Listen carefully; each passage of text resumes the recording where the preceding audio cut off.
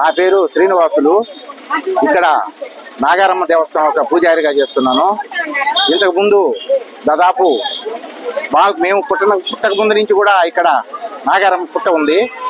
మేము 12 సంవత్సరాల నుంచి ఇక్కడ నాగారమ్మ దేవస్థానం కట్టుకొని అమ్మవారి విగ్రహ ప్రతిష్ఠ చేసి పూజలు అవి చేస్తున్నాము. 2 రోజులు అంటే మార్చి 8వ తేదీ అమ్మవారి విగ్రహ ప్రతిష్ఠ జరిగింది. అప్పటి నుంచి 8వ తేదీ అమ్మవారికి ఉదయం 7 గంటల నుంచి కలశ స్థాపన, గణపతి హోమము, అదేవిధంగా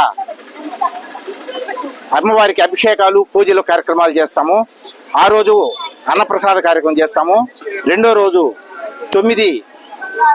మార్చి 9వ తేదీ అమ్మవారికి ఉదయం 8 గంటల నుంచి పూజలు చేస్తాము.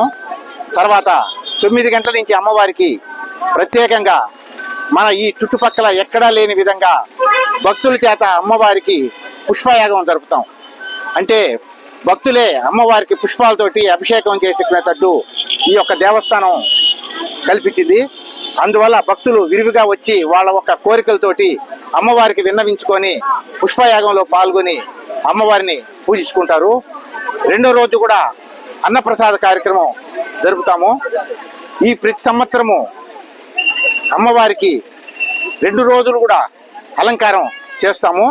ఒకరోజు దేవస్థానం వాళ్ళు చేస్తే 2వ రోజు రమ్య ఫ్యాన్సిస్ వాళ్ళు శ్రీనివాసరావు మాదిరి గారు చేస్తారు.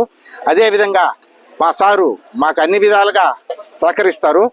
ఎప్పుడు ఆయన ఎక్కడున్నా కూడా మాకు తోడుండి మేము చేస్తున్నామంటే అతను హైదరాబాదులో ఉన్నా కూడా మన కార్యక్రమం అంటే ఎత్తుక్కుంటా వచ్చేస్తాడు.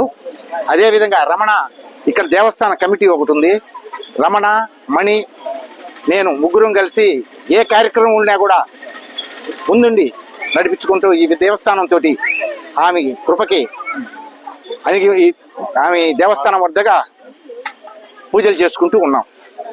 భక్తులందరూ వచ్చి ఆమె యొక్క అనుగ్రహం పొంది ఎంతో మంది పిల్లలకి, ఇక్కడ పిల్లలు లేని వాళ్ళకి పిల్లలు, ఉద్యోగాలు లేని వాళ్ళకి ఉద్యోగాలు, అదే ఆరోగ్యం బాగలేని వాళ్ళకి ఆరోగ్యాలు నయమైన దానివల్ల వాళ్ళ యొక్క శక్తి కొలది ఆమెకి పూజలు చేయించుకొని ఈ కార్యక్రమం అంతా వాళ్ళ యొక్క భక్తుల చేత జరిపించబడుతుందే కానీ ఏ ఒక్కరు పెద్దవాళ్ళు కానీ ఎవరొక్కరు స్పాన్సర్ చేసింది కాదు, అంతా భక్తుల చేతనే జరిపించుకుంటుంది.